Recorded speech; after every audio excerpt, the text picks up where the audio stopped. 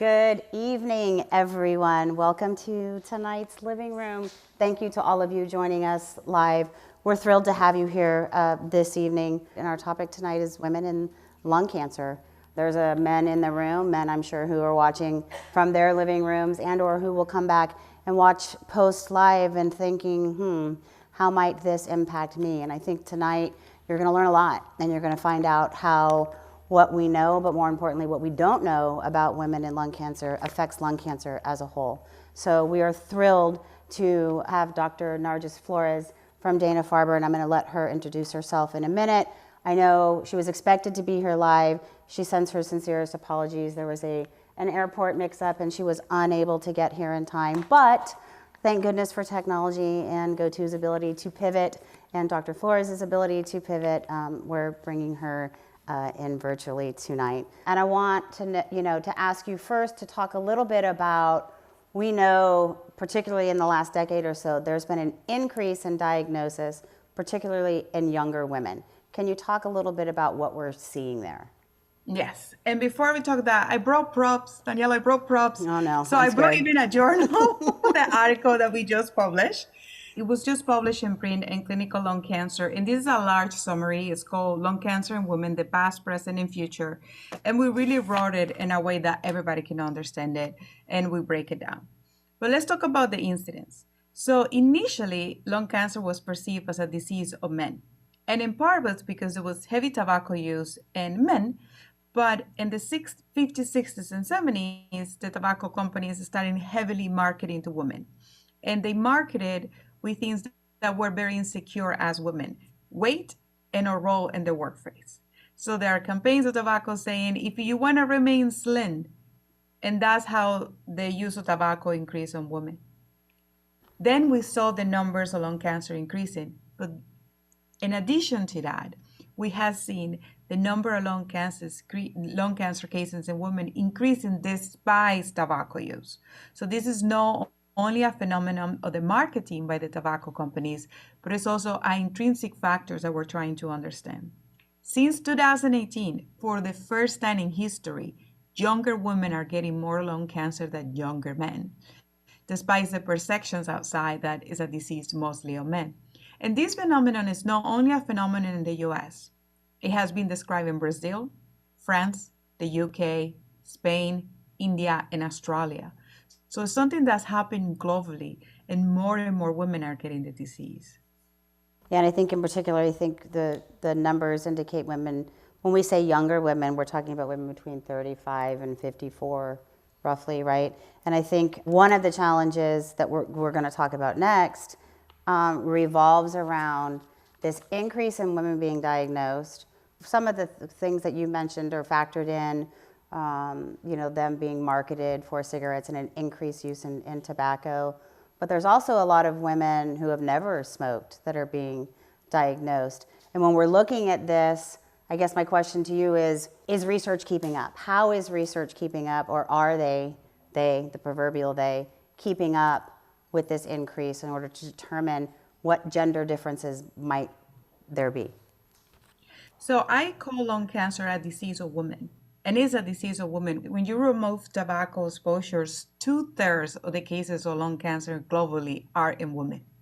So when we remove that cloud, because I call it a cloud because it brings a lot of negative things, the disease is a disease of women, 2/3 of patients. So that's 66%. If you want to do fractions and we want to do percentages.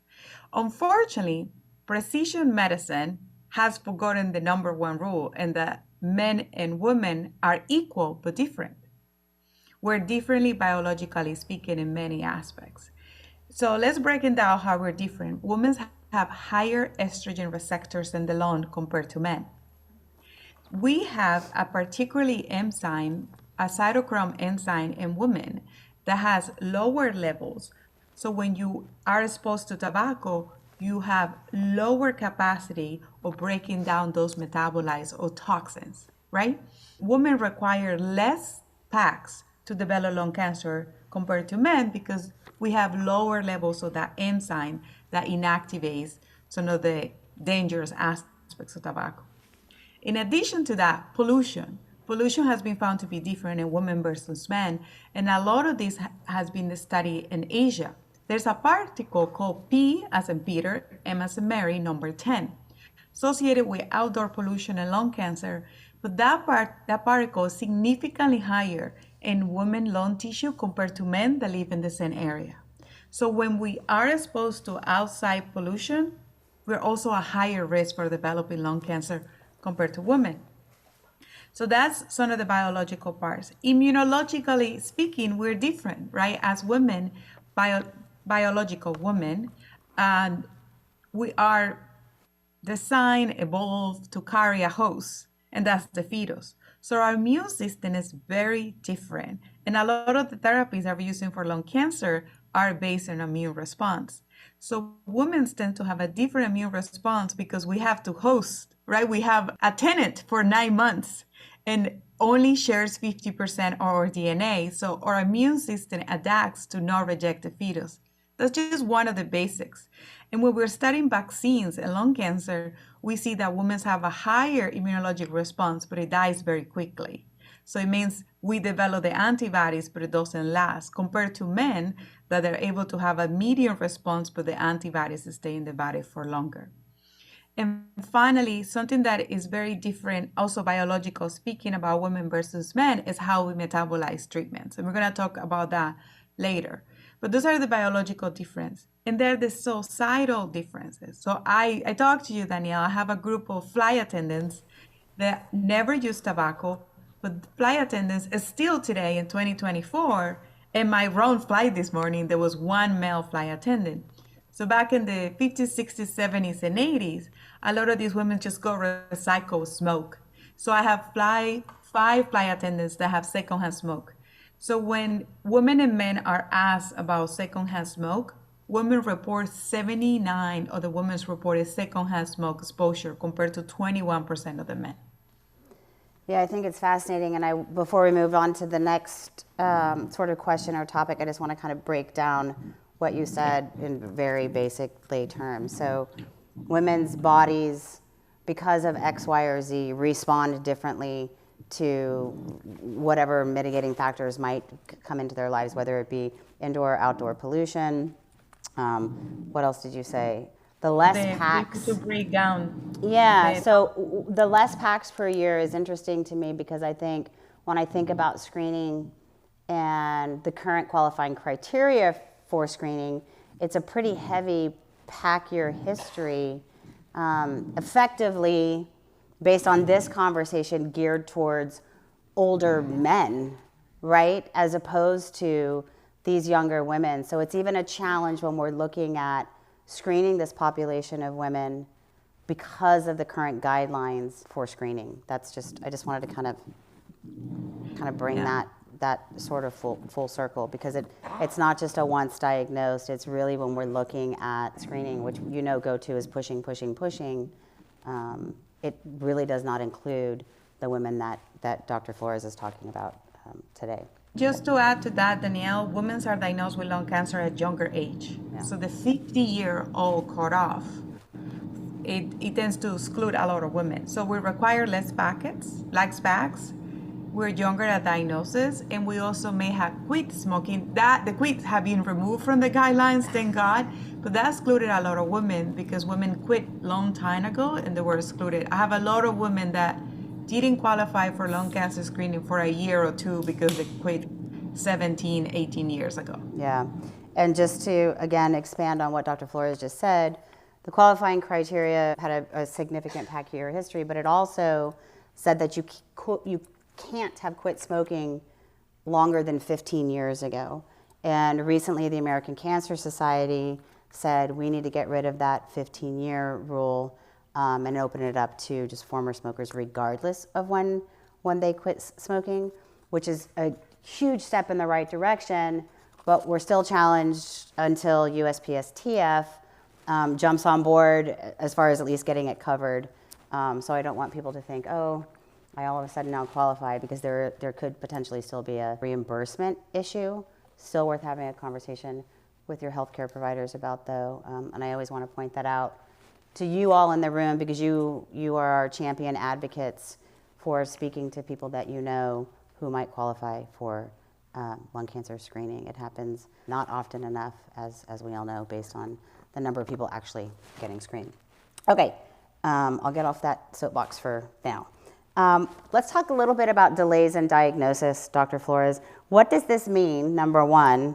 And are there differences in these delays when we're looking at men versus women? Because there are men who also experience delays in diagnosis, but how is this different between men and women?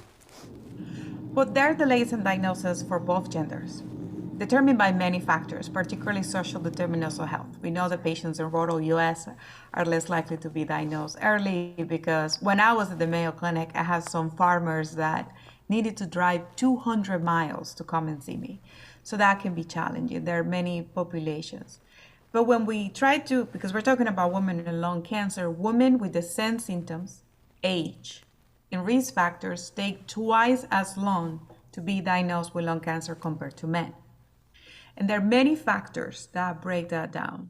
But the number one factor that we saw in that review, and now we're doing a prospective study, is that, and I'm going to take the fall on this, healthcare providers don't associate lung cancer with women. And I can tell you, I'm so tired. I sometimes go and call these people and hunt them down if I had the time, because a week ago, I had a patient that went 8 different times to a healthcare provider office with cough. What did she go in between, Danielle? She got a mammogram, she got 4 COVID tests, influenza tests, and she got a pap smear, but no chest X-ray. So there is no association, and that is all responsibility. It's all fault, and this is what I'm gonna die in this hill. I go to family medicine meetings, I'm going to internal medicine meetings, I go to pulmonology meetings, so we can change the face of lung cancer, because that's the first step.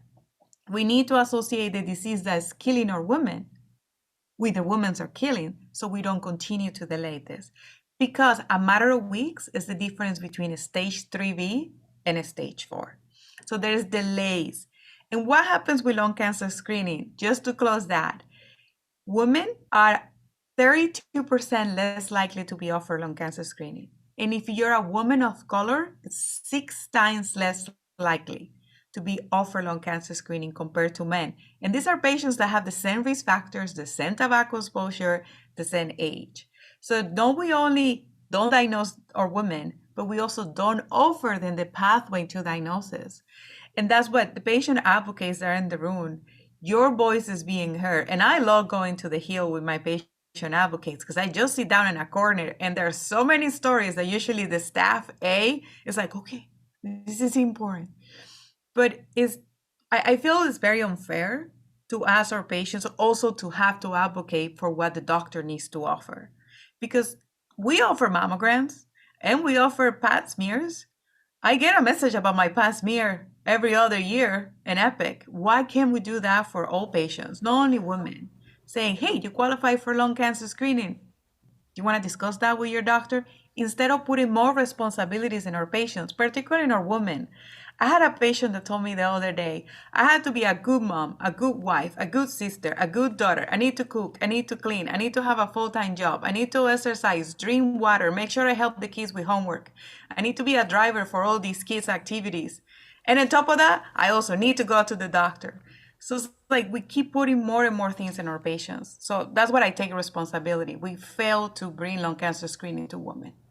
And I think that's such an incredible, impactful statement, Narjust, coming from you to, as you said, stand on and die on the Hill about, because I know in my own personal experience and those that I know, it is so incredibly true.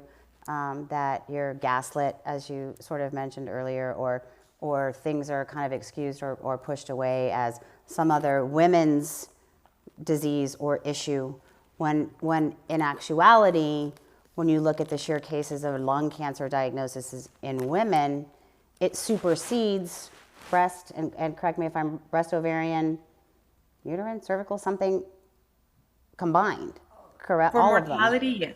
yes.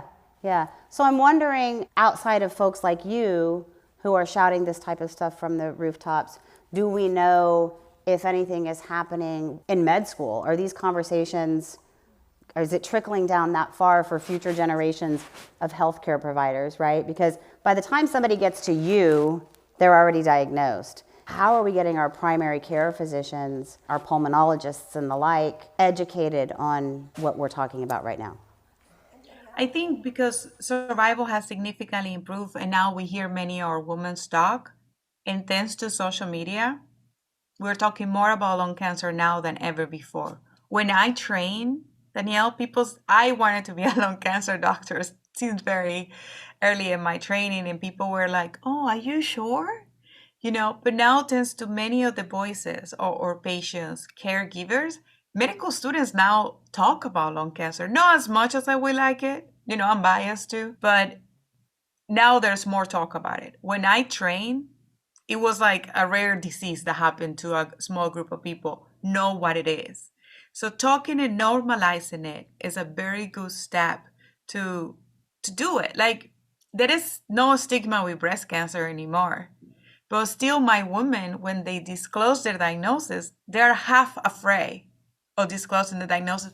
And that's not fair to anybody. And women or men, nobody should be questioned when they disclose a cancer diagnosis. And like, I saw it, I knew it, but I saw it firsthand with my mom. And she's a judge, a retired judge. And like, some people excluded her because she has lung cancer now. She has oligometastatic lung cancer. And then she's like, I shouldn't have told them. And I was like, it's their problem. Honestly, they're losing your company because you're stronger today than you were 2 years ago. And that's going to jump us into the next question. But I have one more comment, of course, that I'd like to make before we move there. And that's what you said about electronic medical records and reminders. How easy is that, right, for someone to either get a reminder or even for their healthcare providers to get reminders when somebody comes in for a physical or a checkup on something? Just saying, hey, this person qualifies, and have they been screened? And I know there's issues with EMR talking to one another, and that's a whole other set of challenges. But if we can figure it out with something like breast, to your point, or colonoscopies, because I get reminded about those things, pap smears, all of it. I get text messages, I get emails, I get all of it. So why can't we implement that for lung? And so that's incredibly frustrating as well. Could I add something, Danielle, to that?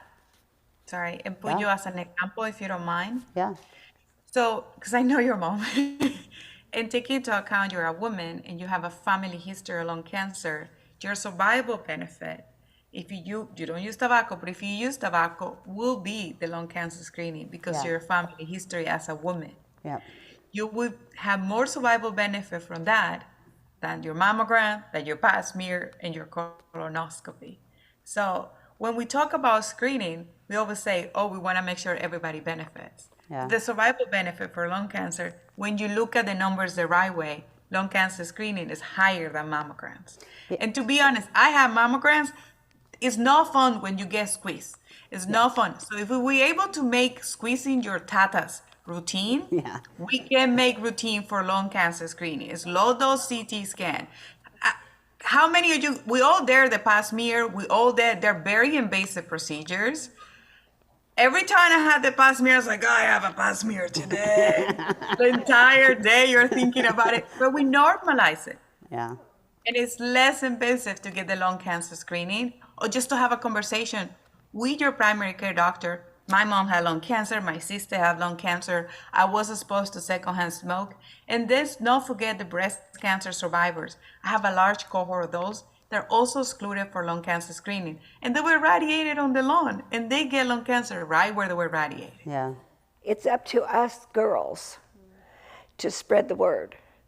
We can't wait for a physician that, knows nothing about lung cancer or anything. It's up to us to do it and pull people together and do what we're doing here tonight and, do it more often, maybe during the day and when girls can get off. I think it's our job. Yeah, it's sort of this women empowerment thing, but I also don't want to discount the men who have wives and sisters and mothers and daughters. It's important that you are all listening up to for them. I have a comment, and only because I'm educated around lung cancer because I'm mom. But the problem is I'm going out and I'm looking for a new primary care physician, and they have their template. And what drives me crazy is they're only asking me breast cancer history, colon cancer history, and actually that's it, right? And I've questioned why aren't actually, and I'm not even focused on lung cancer, why aren't any cancer history, right? Because if it wasn't for my education around lung cancer because of mom's diagnosis, I would have never asked to be screened. Whether it was, I mean, it's not just based on smoking history. We have a familial thing with lung cancer, but nobody's even asking. Yeah. And that's the problem. It's not just with lung cancer. I mean, specifically tonight, it's around lung cancer, 100%. But if I wasn't educated around that, I wouldn't know to ask that question. I automatically assumed, oh, breast cancer and colon cancer is the thing to be screened for. Yeah, and I think that's Dr. Florez's kind of point, right? Like the burden does fall on the healthcare provider because as a general rule, not only do we want to, but we do trust our healthcare providers that they are pointing us in the right direction. They are letting us know what we need to know when we need to know it. And the reality, to your point, Andrea, is that's not always the case. We do have a generational family history of lung cancer and have been fortunate enough to pay out of pocket for low-dose CT in order to track that because it's important to us. But not everybody has that option. Not everybody has, the option to pay out of pocket for something, or a healthcare provider who will say, yeah, I'll go ahead and refer you. So these are real challenges and concerns for a lot of people for a lot of reasons. I agree with everything that has been said. And I think it's both sides. And the normalization of the talk will, make it into the primary care clinic. Also at the Florez lab, we're trying to work with very smart people, smarter than me, to try to find all the risk factors for women and create an algorithm that will give us a score. Because that has worked in other diseases. Make it simple for the primary care doctor. You put the numbers, family history of lung cancer, Asian female, for example, history of this lung disease, tuberculosis, for example. Those are risk factors, previous breast cancer radiation, and that gives you a score. And that score will put the patient at low risk, middle risk, or right risk. We're trying to create this, not to tell people not to do their job, but just to get my women diagnosed. Because I don't like focus. When I used to go to the family medicine meetings and I used to say, it's you don't do your job. My sessions weren't very well attended. Then when we changed the conversation about let's do this together, it can be your neighbor, it can be your mom. Anybody can get this disease. Let's stop thinking that it's somebody who is in a wheelchair and oxygen. That is not the majority of the patients. I have patients running the Boston Marathon. I have yoga instructors. I have an ultra marathon runner. Like these women just go and runs for days, right? So the point is we're creating this algorithm. Education for patients is very essential. Education of family members is very essential. And let's make lung cancer a conversation in the table like we talk about mammograms, right? Let's remove the stigma with the disease. It's a disease, right? So that needs to be brought out to the dinner table. So hopefully one day I can get a commercial on the Super Bowl like the Dunkin' Kings just to bring the awareness about lung cancer. Because everybody in Massachusetts is crazy about the Dunkin' Kings right now. That's a perfect segue into our next sort of area around lung cancer, sadly, really being associated with shame, and despair and hope and hopelessness and the stigma that's attached to it. How, in your opinion, or from studies that have been done, might stigma affect women differently than it affects men? Unfortunately, when a woman discloses a diagnosis of cancer, everybody in the audience is hoping it's breast cancer.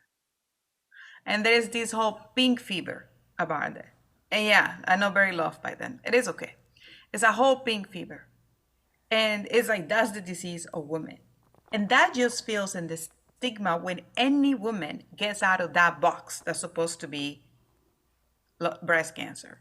When a woman gets out of the box and gets diagnosed with lung cancer, it gains blame right away because she's outside of the stereotype. So I have seen a lot of isolation, particularly in younger women. They don't know anybody who has the disease. We just started 6 months ago a support group only for younger patients. They don't have anybody. They have a lot of stigma because as soon as you say you have lung cancer, by the way, it's like, do you smoke? Who cares, right? And right away, people actually believe that that person will live very limited time. So as a coping mechanism, they also isolate the individual. I have patients that have been isolated by family members, by their church community. I call a pastor once and I say, I'm going to see you down there, if you keep doing these things to my woman. But they isolated because we try to avoid the feelings of losing somebody to a disease. And lung cancer had this reputation, the patients don't live longer. And that's not true because we're full of survivors. I have a patient that has been with me longer than I have been a lung cancer doctor. And so there's a lot of isolation. You feel alone. You don't want to disclose your diagnosis. And that leads to significant depression and anxiety. So women who tend to keep the diagnosis with themselves have higher risk of depression, have higher risk of suicidal ideation. So a woman or people that already have a lung cancer diagnosis shouldn't have added burden of the stigma. I have women coming to my clinic dressed in pink. And I have worked with many of them. Many of them feel more comfortable. But I'm so tired of seeing obituaries of my women. I don't call my patients. I call them my women or my ladies. My ladies saying die of bone cancer, die of brain cancer, when in fact was lung cancer. So even at the moment of death, they have to deal with the stigma.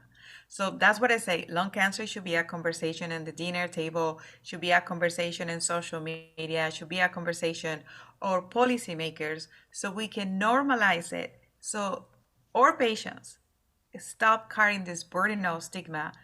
Highest suicidal ideation. So the highest suicidal ideation are patients with lung cancer, irregardless of sex. With women reporting higher depression and anxiety and higher isolation compared to many other patients with cancer. And that leads to, when you feel depressed, you are less likely to want to do next line treatment, less likely to embark in a clinical trial, less likely to just get out of bed. And we know the patients that remain active do better. But we need to see how stigma presses our patient and pushes them to isolation and depression. And that's what this living room is so important. I have 11 patients from Europe DM me today saying, are you going to record it? It's very late in Europe, but I really want to watch it. So the sense of community of belonging is one of the resources we have against stigma. Yeah. I have 2 patients that are besties now. They met in my living room and they were very depressed. But now, so that's what making it normalizing is so important, because now these 2 women found each other in my waiting room, and then now they can share that. And that's what the living room is so important. And I keep coming to this setting. Thanks, Dr. Florez. So now I want to jump into something that we touched on a little bit ago, and that's how gender differences relate to tolerability and response to certain therapies. And let's start in the long-term sort of adverse events in different women. I mean, the good news, and we talk about that all the time, especially with the advent of targeted therapies and immunotherapy, survivorship is no joke. To your point, Dr. Florez, people are living a long time, sometimes decades or more, with late-stage disease. How is some of that survivorship and the adverse effects different in women? So one of the things is that we have to change the narrative that you should be lucky to be alive. I hate that when I have patients that are like, oh, I shouldn't complain. No. Tell me what's happening.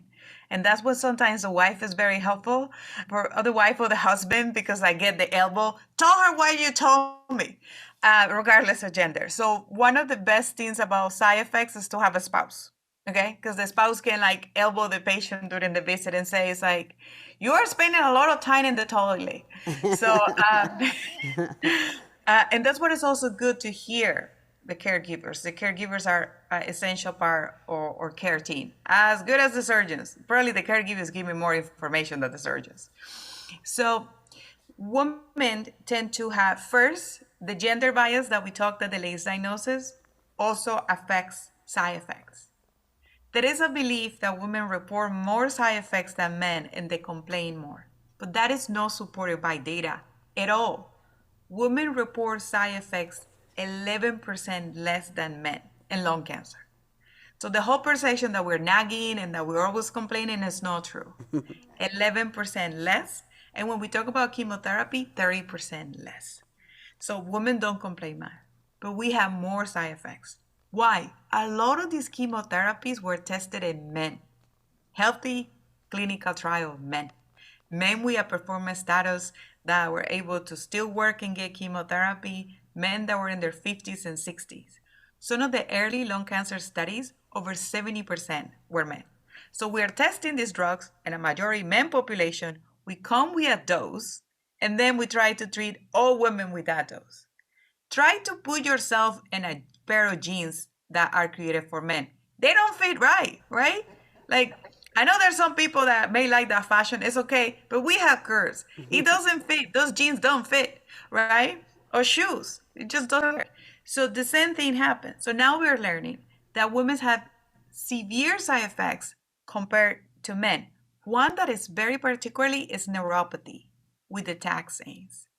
Women are most likely to have severe neuropathy and permanent neuropathy with taxanes compared to men.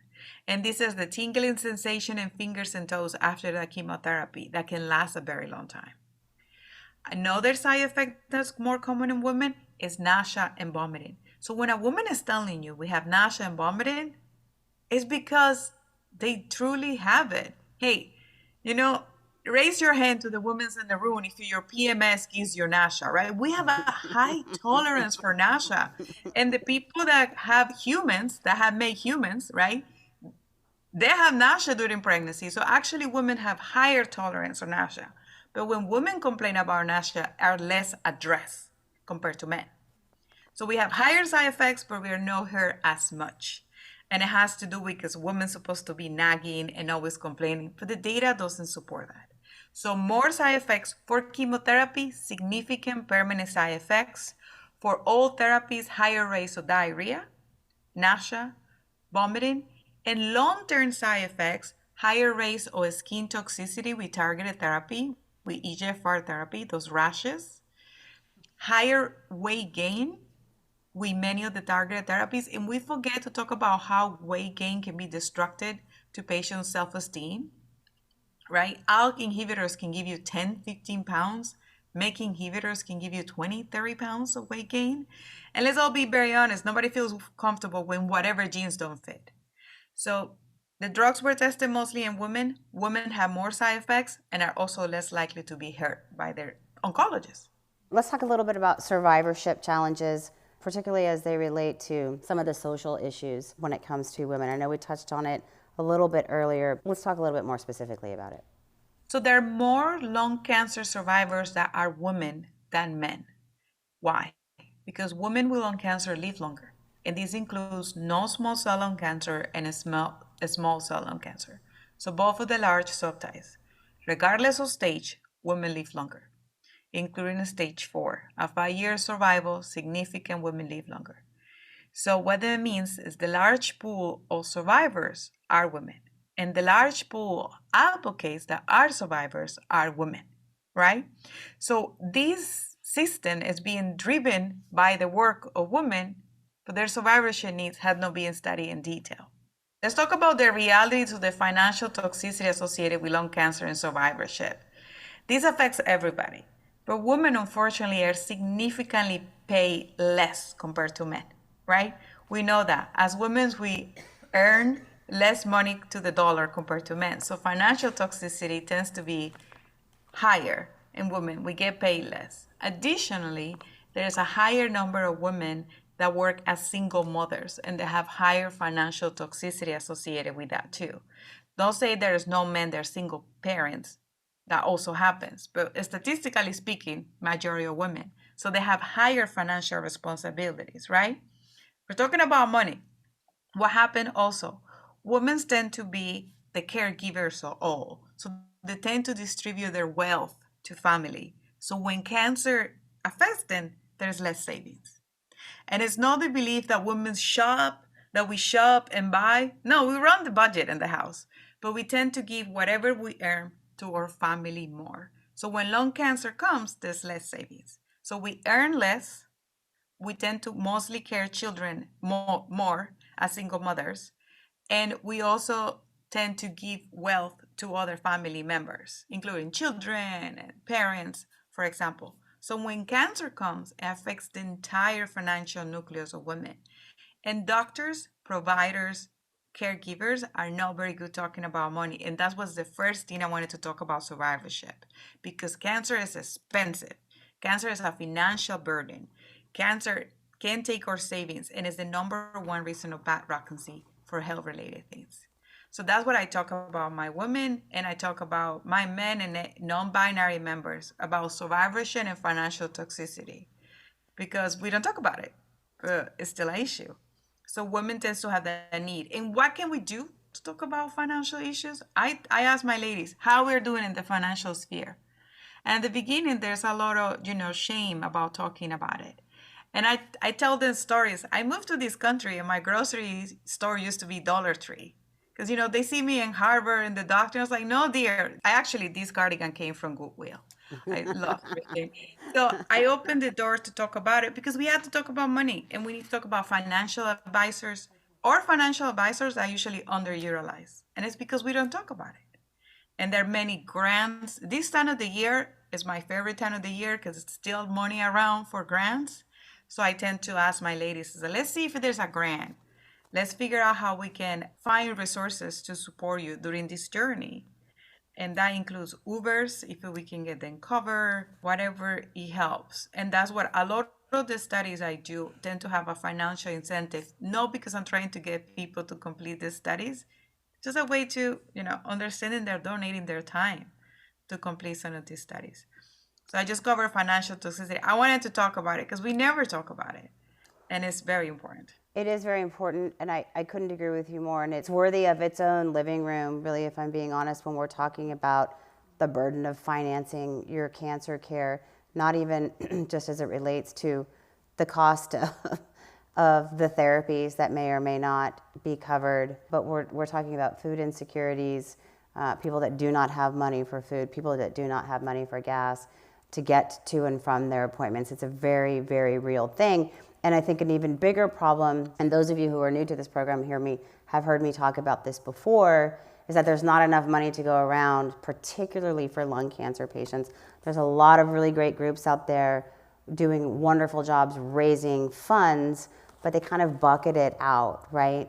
And so by the time a fund opens specific to lung cancer, more likely than not, within 24 to 48 hours, it has closed because the burden is so high. Anyway, I think it's worthy. We've done it before. I think we did it about 2 years ago around financial toxicity, but it's it is time to revisit. One of the other statistics I think that I found fascinating that I'd never really thought about, but I guess made sense in the context of conversations Dr. Florez and I have had over the years, is divorce and separation rates being higher when the woman is diagnosed with lung cancer. So that too attributes to some of these burdensome sort of issues when thinking about, financial toxicity. Pat, you have a question? It seems there's one other component, and that is insurance. I have long-term care insurance, which is determined by longevity tables. Women live longer than men, so they charge women more for long-term care insurance, and possibly even life insurance and medical insurance. Mm-hmm. I don't even know, but the burden falls on us. Mm-hmm. That is true. The policies can be higher. And another thing that we have seen is higher decline, like the insurance decline services related to lung cancer diagnosis, higher in women than men. We just did a very quick study, and we're doing a larger study about that.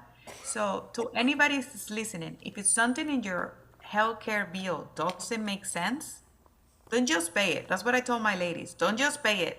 Bring it to your doctor. Your doctor should know. He doesn't know, they need to find who knows. So if it doesn't make sense in that bill, because mistakes are so common.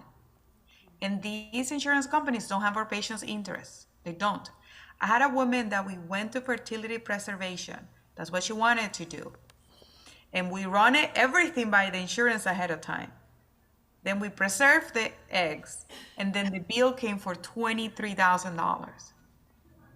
Thank God her mother called me, because she's like, well, that's the price I had to pay. I was like, no. There was a mistake here. Let's get to the bottom of this.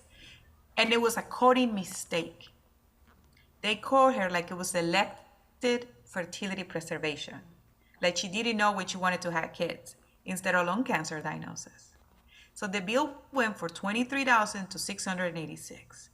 So, and she felt that that's what she needed to pay, because women and men with cancer, they feel like, oh, that's what it is. No. Bring the bill. And if we don't win, it's okay. But at least we fought. Mm-hmm. A lot of my colleagues hate peer-to-peers. Sometimes I don't like them, but sometimes I enjoy it. Just like, oh, I have everything in my computer. I have 3 screens. And I'm like, let me make this phone call. So what are you saying? What paper from where? How?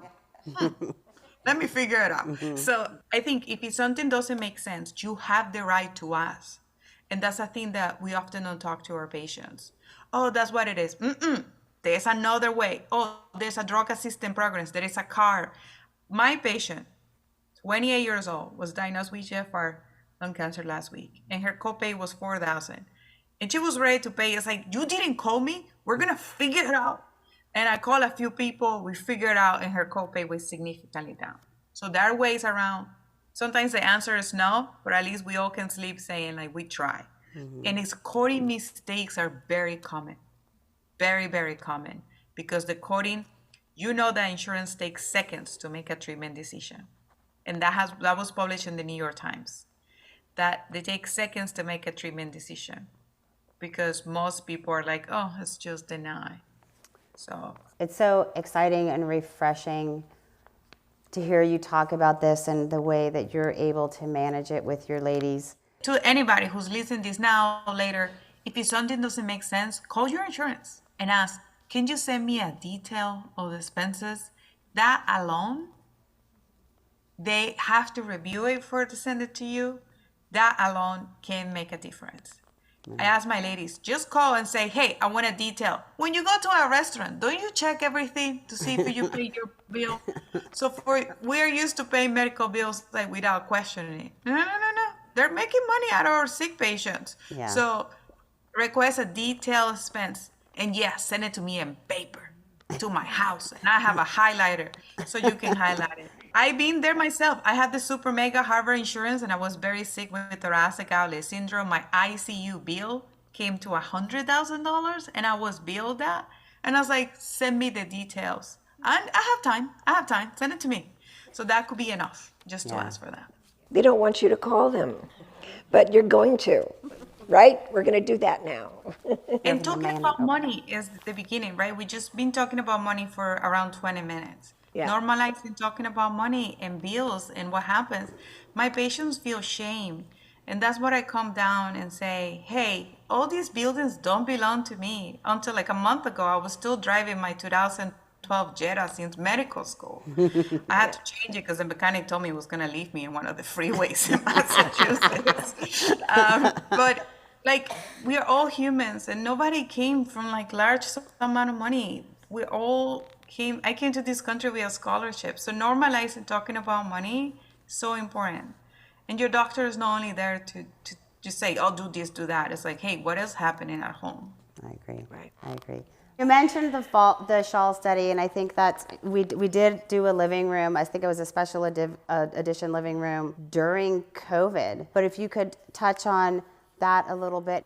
So this I came to this idea when I was a fellow with Dr. Moore, who was still in the GO2 Foundation, and all my research dates back to my ladies. I still see men though, but I see mostly women. So I had a woman that had the scoriations, her armpits, and I really thought was the target therapy Until one day I sit down and say, hey, what's going on?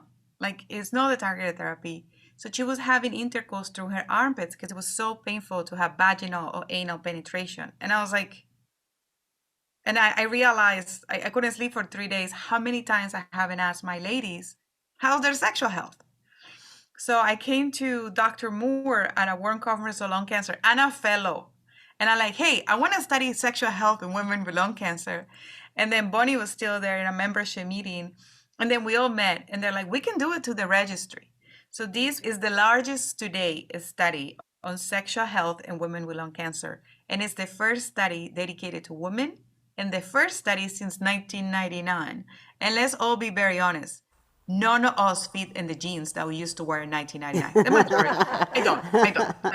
I don't. And we don't use the technology from 1999. So why are we treating sexual health and lung cancer like that, right? So we use the lung cancer registry, and many of these amazing women that are in the living room may have participated.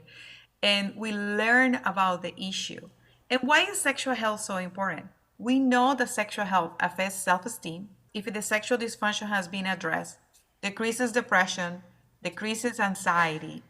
It helps with your body image. I'm talking about internal things. We haven't even talked about partners, yourself. It decreases the needs of opiates. Pain is better when you're sexually active, if that's what you choose to do. Also decreases the need for medications like benzodiazepines. So there's many benefits about sexual health. And sexual health is not only about penetration, it's about manipulation, self-stimulation. That's what I was traveling with. This is the moment I travel with the vibrators for and the lubricant. God, just to bring it back to Boston. So it makes us feel better about ourselves. When you have an orgasm, you release serotonin, you release dopamine, you sleep better. Let's all be very honest. You sleep better when you have an orgasm, and we need to normalize it as we normalize money. You eat better. You feel better. So why are we stigmatizing orgasms, right? And the perception that patients with lung cancer shouldn't have sex is completely wrong, right? I have a patient right now that's 12 years since she was diagnosed with lung cancer. I put that woman in the Florez study. She was in erlotinib, Florez study. Now she's in another antibody drug conjugate. So I'm expecting her to not have sex for 12 years. I'm sorry, but this is not a combat. We need to let those vaginas be happy. So we studied sexual health, and we brought it to the front. Oh, gosh. Lung cancer. It was an oral presentation in Vienna, and 2 months ago, it was on the cover of the Cancer Journal for the first time in history. So what we learned, 77% of the women has some degree of dysfunction with sexual health.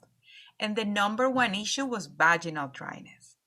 So we often feel like it's a big fix that we need to have. No, lubricants, vaginal moisturizers.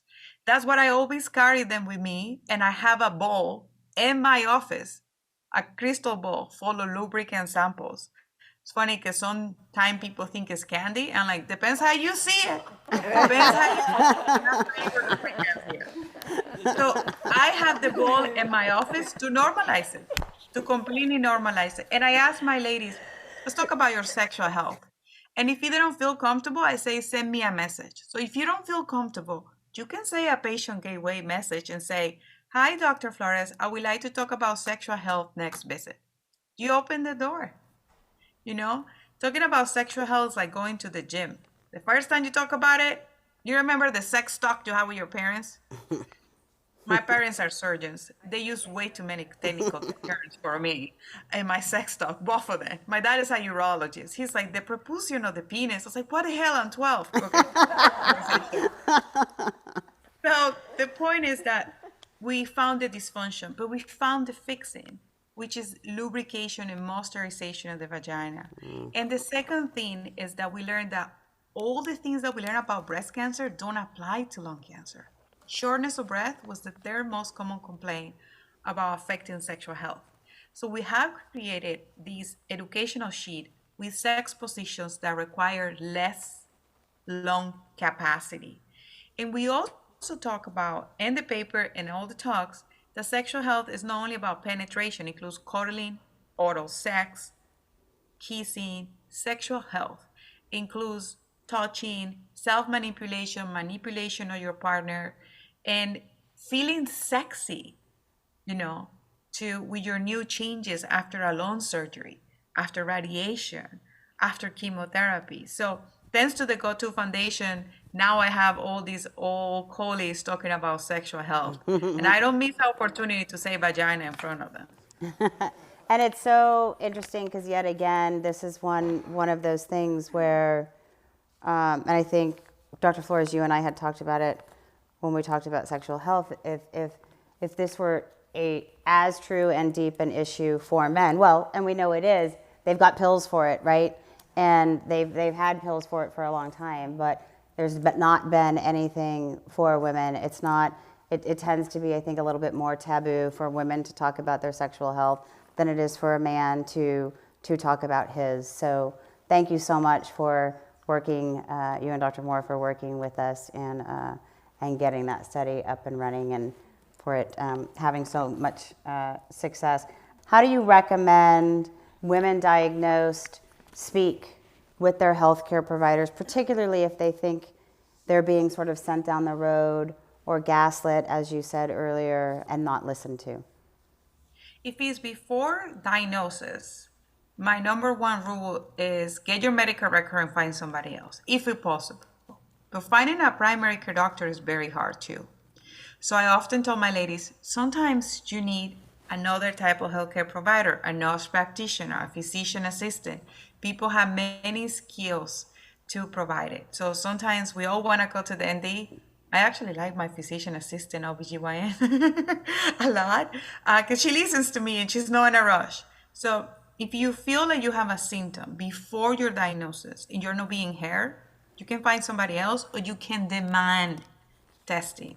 And you can list the risk factors you have: Asian descent, family history, secondhand exposure, radon exposure. We didn't even talk about radon. Previous radiation, hormonal therapies. All those are risk factors. You can bring it out and say, this is my concern, these are my symptoms. If you have been diagnosed and you still feel that you don't have that relationship with your oncology team, it's good to first mention it to your team to see what can be fixed around. There are many ways in which we communicate. I treat a lot of young patients, and I learned, younger than me, I learned that Generation Z, I'm a geriatric millennial, so the younger millennials, the ones born in the 90s, they don't like to be called. They don't like phone calls. Like, when we were younger, you get a phone call, you get excited. The new generation have their phone in silence for the last 7 years. So ways of communication sometimes is the obstacle. So I ask my ladies, how do you like to communicate? Some of my younger patients are like, just send it by a patient gateway. Do not call me. I don't like phone calls. But I have other patients that like phone calls. And I had other patients like emails, and other patients like in person. So communicating with your team about the way of communication is very important, and about your expectations too. Because if you don't share your expectations, it's a very tight relationship. You're not going to have a closest relationship with any other doctor that your oncologist. Because you deliver a baby, and then the doctor's like, baby's out, bye. You get your gallbladder out, you never see the surgeon again. So it's a tight relationship, so make sure you communicate how you want to communicate, right? And your expectations. And if it doesn't work, get a second opinion. When my ladies told me they want a second opinion, like, where? Who do you want? Let me call it right away so we can set that up. Because we're better when we work together. You are not offending your doctor if you get a second opinion. If you get a third, if you got a fourth, it's your health. It is your health. I tell my ladies, when you go and find your wedding dress, do you buy your dress in the first place you went? And if you like it, you probably went back and didn't buy it the same day. The same thing with your doctor. If you don't like it, you can find a second opinion. And sometimes you go to a second opinion to the specialist. Like I told my patients, you get the cake recipe from me, and then you bake the cake in Maine. You bake the cake in Wisconsin. But there is no harm feelings about second opinion. It's your health. Second, third, fifth opinions. Yeah. I could not agree more. A huge thank you to Dr. Florez for coming and talking to us tonight, to all of you in the room, those of you watching live, post-live, Penn Media for coming in and setting this up, Michelle Zay and the GO2 team who helped pull together the new sort of vibe we have in the living room here. And of course, to all of our supporters, Amgen, AstraZeneca, Boehringer Ingelheim, Bristol Myers Squibb, Daiichi Sankyo, Eisai, Foundation Medicine, Genentech, Janssen Oncology, Merck, Mirati Therapeutics, Novartis, Regeneron, Sanofi, and Takeda. We could not continue to bring this amazing program to our community without your support. So thank you all, and we hope to see you in DC or at the next living room. Thanks, everybody.